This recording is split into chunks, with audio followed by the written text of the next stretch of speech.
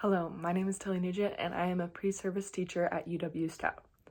As a future educator, classroom management is an important factor to keep my students safe and engaged in class.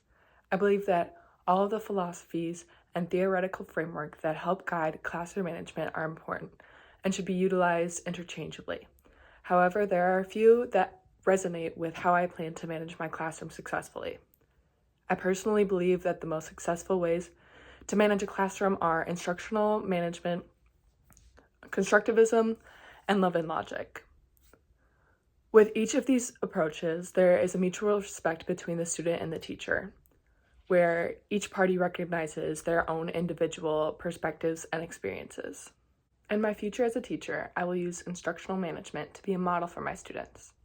I will utilize the rules and expectations of the classroom to help me manage my own behavior, to demonstrate to my students the expected behaviors in my classroom. By demonstrating my behaviors and talking through my thought process and emotions with my students, I can help them understand how to process emotions, ideas, and actions in a positive way. To help manage my own behaviors in my classroom, I will come into my classroom with a positive attitude, use empathy when talking with my students, and make sure to understand and follow the classroom rules and expectations. Constructivism is an approach to learning that holds the idea that people actively construct their own knowledge. In my future classroom, I will use constructivism as a way to better understand my students' individual perspectives throughout the lesson and within the world. I believe that constructivism is an important philosophy, especially in the art room, because it allows students to find their own solution using the knowledge they constructed using critical thinking. Lastly, love and logic is a theory where the teacher cares for the student in such a way where they are willing to set and enforce limits. This must be done with compassion, empathy, and allowing the student to make their own decisions, mistakes, and to allow the student to experience the natural consequences of their actions.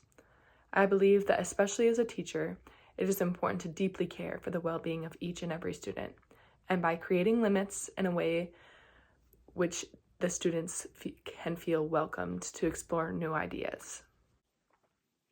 Along with these other theories, behaviorism and cognitivism are other philosophies that are important for properly managing a classroom. Behaviorism assumes that individuals are passive recipients of external stimuli, and that behaviors can be acquired through practice, repetition, and consistency.